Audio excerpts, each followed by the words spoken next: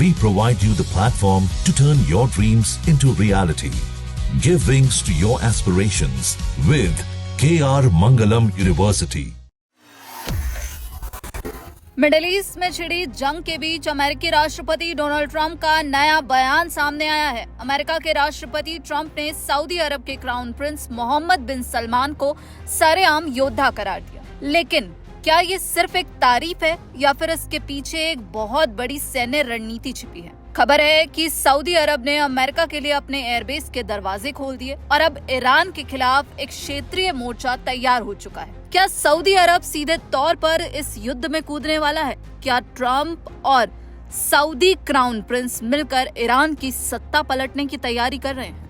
आपको बता दें, ओवल ऑफिस में पत्रकारों से बात करते हुए ट्रंप ने साफ तौर पर कहा, हाँ, क्राउन प्रिंस हमारे साथ मिलकर लड़ रहे हैं, वो एक योद्धा है। न्यूयॉर्क टाइम्स और वॉल स्ट्रीट जर्नल ने दावा किया है कि एमबीएस और ट्रंप के बीच लगातार बातचीत हो रही है और इन रिपोर्ट्स में ये भी दावा किया गया है कि सऊदी प्रिंस बार बार ट्रंप को ईरान के खिलाफ सैन्य अभियान तेज करने के लिए कह रहे हैं।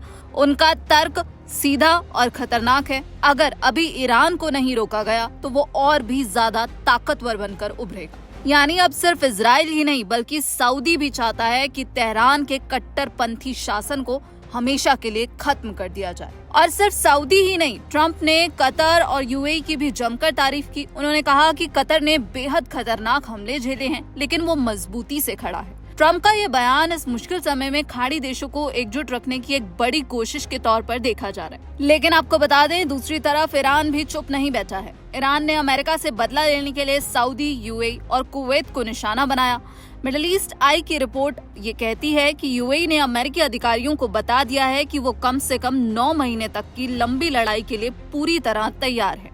लेकिन ये सवाल लगातार उठ रहा है कि आखिर सऊदी अरब ईरान के इतना खिलाफ क्यों खड़ा हो गया है। न्यूयॉर्क टाइम्स की रिपोर्ट के मुताबिक क्राउन प्रिंस इसे एक ऐतिहासिक मौके की तरह देख रहे हैं। एमबीएस ने ट्रंप से कहा कि ईरान खाड़ी क्षेत्र के लिए एक लंबे समय का खतरा है। उनका मानना है कि जब तक ईरान में सत्ता परिवर्तन नहीं होता तब तक शांति मुमकिन नहीं है। इसलिए सऊदी अरब अब खुलकर अमेरिका और इजराइल के समर्थन में आ गया है ताकि ईरान के प्रभाव को जड़ से खत्म किया जा सके। अमेरिका और खाड़ी देशों के बीच बढ़ता ये तालमेल साफ संकेत दे रहा है कि फिलहाल सीजफायर या फिर युद्ध विराम की कोई गुंजाइश अभी नहीं दिख रही। एक तरफ ट्रंप यहाँ हुंकार भरते हुए दिख रहे हैं तो दूसरी तरफ सऊदी का साथ। ईरान के खिलाफ अब एक बहुत बड़ा घेरा तैयार हो चुका है। लेकिन ईरान ने अपने तेवर दिखाते हुए साफ कर दिया है कि ईरान झुकने वाला नहीं है और ट्रंप जैसे व्यक्ति के साथ न कभी समझौता किया है और न ही समझौता करेगा। अब देखना ये होगा कि ईरान इस क्षेत्रीय मोर्चे का सामना कैसे करता है और ये जंग अब कहाँ जाकर रुकेगी। और अमेरिकी राष्ट्रपति डोनाल्ड ट्रंप ने जो सऊदी क्राउन प्रिंस को योद्धा बताया है उस पर आपकी क्या राय है? कमेंट में अपनी राय जरूर लिखें। बाकी देश और विदेश की तमाम खबरों के लिए आप देखते रहिए दैनिक जागरण। नमस्कार।